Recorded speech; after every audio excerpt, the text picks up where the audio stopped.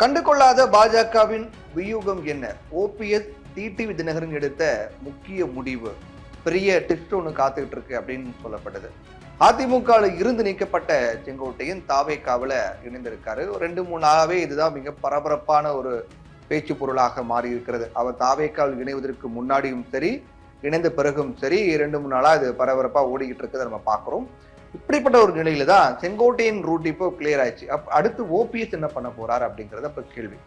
OPS மற்றும் TTV Dinakaran ஆகிய 2 பேருடைய முடிவு என்ன, அவங்க என்ன நிலைப்பாடு எடுக்க போறாங்க அப்படிங்கறதா மிகப்பெரிய எதிர்பார்ப்பை ஏற்படுத்தி இருக்கு. ஓபிஎஸ் பொறுத்த வரைக்கும் அடுத்த மாதம் நடக்கக்கூடிய அவங்களுடைய மீட்டிங்ல கூட்டத்துல முக்கிய முடிவு எடுக்கப்படும் அப்படின்னு சொல்லியிருக்காரு. மேக்சிமம் அது தனி கட்சி தொடங்குவதற்கான வாய்ப்பு அதிகமாக இருக்கிறதாகவே பார்க்கப்படுது. தனி கட்சி தொடங்கினால் எடப்பாடிக்கு ஒரு வகையில் மகிழ்ச்சி தான். செங்கோட்டையின் தாவேக்கால சேர்ந்ததுனால எடப்பாடி பழனிசாமி இப்ப குடைச்சல் கொடுக்க ஆள் இல்லை அப்படிங்கிற கொஞ்சம் நிம்மதி இருக்கும்.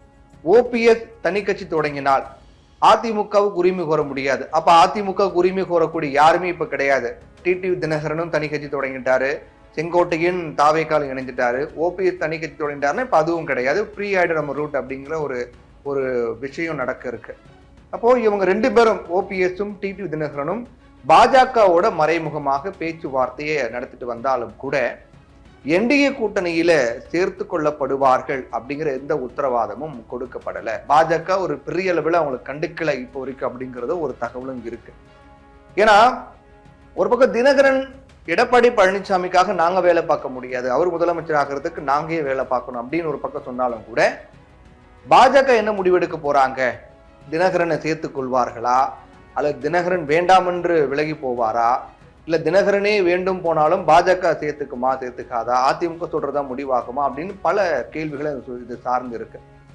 அதிமுகவில் 50 ஆண்டு கால அரசியல் அனுபவம் கொண்ட செங்கோட்டையன் இப்போ தாவேக்காவில் இணைஞ்சிருக்காரு. கடந்த சில மாதங்களாகவே எடப்பாடி பழனிசாமி மீது அதிருப்தியில் இருந்த செங்கோட்டையன் இந்த முடிவு எடுத்திருக்காரு.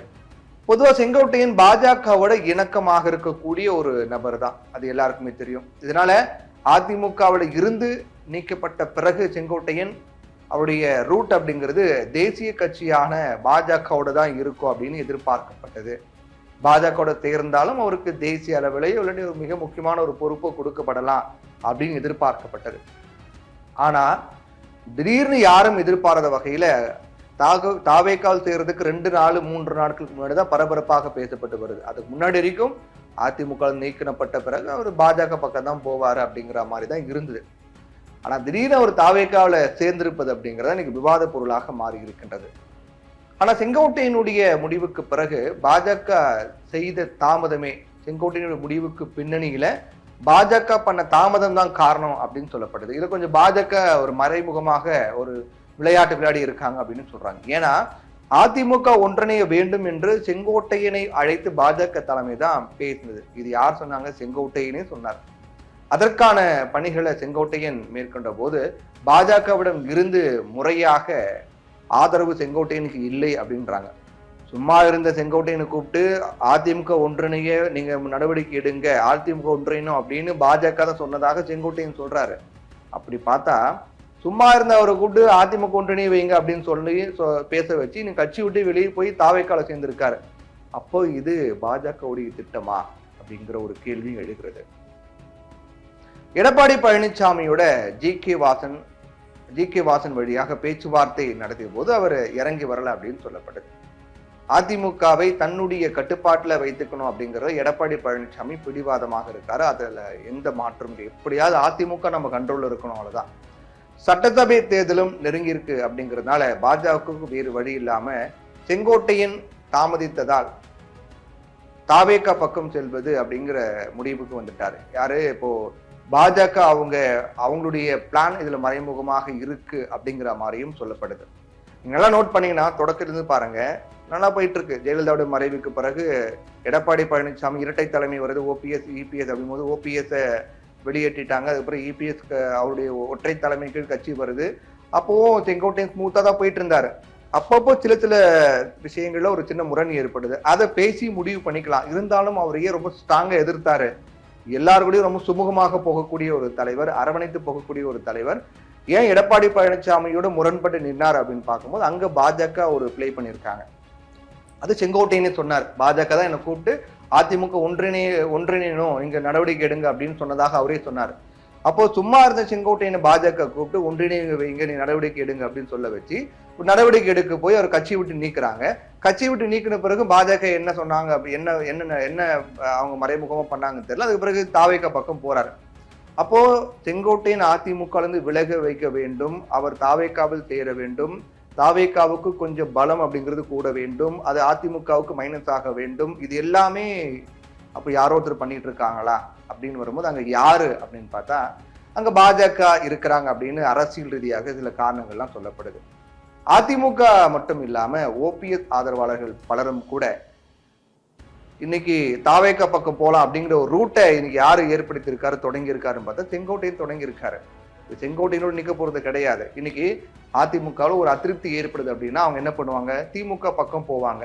அப்ப திமுக பக்கம் போறதுக்கு விருப்பம் இல்லாதவங்க என்ன பண்ணுவாங்க, வேற ஆப்ஷன் இல்லை அப்படின்னு பார்க்கும்போது இன்னைக்கு தாவேகா பக்கம் போலாங்கிற ஒரு ரூட்டை, ஒரு பாதையை ஏற்படுத்தி கொடுத்துறாரு செங்கோட்டையன். யாரும் தாமதிக்காதீங்க, யாரும் யோசிக்காதீங்க, யாரும் தயங்காதீங்க. அதிமுகல யாராவது உங்களுக்கு அதிருப்தியா உடனே தாவேகா பக்கம் போங்க அப்படிங்கிற மாதிரி ஒரு ரூட்டை செங்கோட்டையன் ரொம்ப அழகா ஏற்படுத்தி கொடுத்திருக்காரு. இதுக்கு வழிவகுத்தது யாரு, பாஜகவா? அப்போ ஒவ்வொருத்தராக தாவேகா பக்கம் போக போக ஒவ்வொரு மைனஸாக அதிமுக பக்கம் சேர்ந்துகிட்டே இருக்கும். இங்க தாவேகா பிளஸ் ஆகும், அதிமுக மைனஸ் ஆகும் போகும். அப்போ அப்படி போகும்போது தமிழகத்தில் அதிமுக மிக பலவீனமாக ஆக்கப்படும். அப்போ பலவீனமாக ஆக்கப்பட்டால் இங்கு ஏற்கனவே பாஜக பொறுத்தவரையிலும் ஒரு தேசிய கட்சியாக பாஜக தமிழ்நாடு காலூன்ற பாக்குறாங்க. அப்படி இருக்கும் போது அங்க இருக்கிற பிரதான ஒரு திராவிட கட்சி அதிமுக பலவீனமானால் அந்த இடத்தை பிடிக்க போட்டி நடக்கும். அப்போ இங்க தாவேகா பிளஸ் ஆகிட்டே போகும்போது அங்க தாவேகா பிடிக்கக்கூடிய சமயத்துல பாஜக ஏதாவது ஒரு வேலை பண்ணி அந்த பாஜக பிடிக்கிறதுக்கான முயற்சி மேற்கொள்வார்களா அப்படிங்கிற மாதிரி பல சூழல்கள். அப்போ செங்கோட்டையனா இருக்கட்டும், இல்ல மிக முக்கியமான தலைவர்கள் யாராவது தாவேகா பக்கம் போனாலும் அவங்களுடைய பின்னணியில பாஜக இருந்தாங்க அப்படின்னா அதிமுக முழுமையாக பலவீனப்படும் போது அன்னைக்கு தாவேகா தான் அப்படின்னு வரும்போது தாவேகா கூடிய பல பேர் பாஜக பின்னணி கொண்டவங்களா இருப்பாங்க இல்லையா? அப்ப அது யாருக்கு லாபம்னு பார்த்தா பாஜகவுக்கு மறைமுகமாக லாபம் அப்படிங்கிற மாதிரியும் சில கணக்குகள்லாம் சொல்லப்படுது. இப்ப ஓபிஎஸ் ஆதரவாளத்தில் என்ன பண்றாங்க, பதவியில இருக்கிறதால திரும்பவும் எம்எல்ஏ ஆகணும் அப்படிங்கிற ஒரு தீவிரமான முயற்சி மேற்கொண்டு வராங்க. அதனால குறிப்பா பல பேருக்கு வைத்தியலிங்கம், வெல்லமணி நடராஜன் எல்லாருமே ஓபிஎஸ்ஐ விட்டு விலகும் முடிவை கூட எடுக்கலாம். அதே போல என்டிஏ கூட்டணியில் இருந்து டிடிவி தினகரன் மற்றும் ஓபிஎஸ் இருவரும் விலகி வந்தாலும் அவங்க தொடர்ந்து பாஜகவுடன் தான் பேசிக்கிட்டு இருக்காங்க அப்படிங்கிற தகவலும் இருக்கு. ரீசெண்டா கூட டிடிவி தினகரன் அண்ணாமலை இடையிலான சந்திப்பு அப்படிங்கிறது நடந்துச்சு. ஆனா செங்கோட்டையனுடைய முடிவு ரெண்டு தரப்பையும் வேகமாக முடிவெடுக்க தள்ளி இருக்கிறது. அண்ணாமலையும் சரி, தினகரனையும் சரி, ஓபிஎஸும் சரி. அண்ணாமலை ஏன் அப்படின்னு பார்த்தா அண்ணாமலை தனி கட்சி தொடங்க போறாரு அப்படிங்கிற ஒரு கேள்வி எல்லாம் போயிட்டு இருக்கு. அதுக்கும் பாஜக தான் பின்னணியில் இருக்காங்க அப்படிங்கிற மாதிரியும் சொல்லப்படுது. எதுவுமே உறுதியே இல்லை. ஏற்கனவே டிசம்பர் 15ஆம் தேதி வரை ஓபிஎஸ் கடிதம் விதித்திருக்கக்கூடிய நிலையில ஜனவரி மாதத்தில் அமமுக கூட்டணி முடிவு எடுக்கும் அப்படின்னு தினகரனும் சொல்லிட்டாரு. ஆனா இவங்க ரெண்டு பேரையும், ஓபிஎஸ் தினகரன் ரெண்டு பேரையும் பாஜக இதுவரை பெரிய அளவில் அவங்க ஏதோ ஒரு மௌனமாக இருக்காங்க, அதுல ஒரு வியூகம் பெருசாக இருக்கிறது அப்படின்னும். அப்போ அவங்களுடைய பாஜக அமைதியாகவே இருந்து ஓபிஎஸ்ஸையும் தினகரனையும் தாவேகா பக்கம் தள்ளி விடுறாங்களா அப்படிங்கிற ஒரு கேள்வியும் இதன் மூலமாக எழுகிறது. பாஜக தரப்புல இது குறித்து எந்தவித முடிவும் எடுக்கப்படாமல் அப்படியே அமைதியாக இருக்கக்கூடிய சூழ்நிலையில் வேற வழி இல்லாமல் ஓபிஎஸும் தினகரனும் தாவேகாவோட கூட்டணி அமைப்பார்கள் அப்படிங்கிறதா எதிர்பார்க்கப்படுகிறது. பாஜக பொறுத்தவரைக்கும் எல்லாரும் ஒன்றிணையும் அப்படிங்கிற ஒரு கோரிக்கையே ஒரு மிகப்பெரிய திட்டத்துக்கான வழிதான் அப்படின்னு சொல்லப்படுது. டிடிவி தினகரன் ஓபிஎஸ் அவங்க முடிவு பொறுத்துதான் அடுத்த கட்டமாக தமிழக அரசியல் களம் எந்த வகையில சூடுபிடிக்க போகிறது, எந்த திசை நோக்கி பயணிக்க போகுது அப்படிங்கிறத முடிவு பண்ண முடியும்.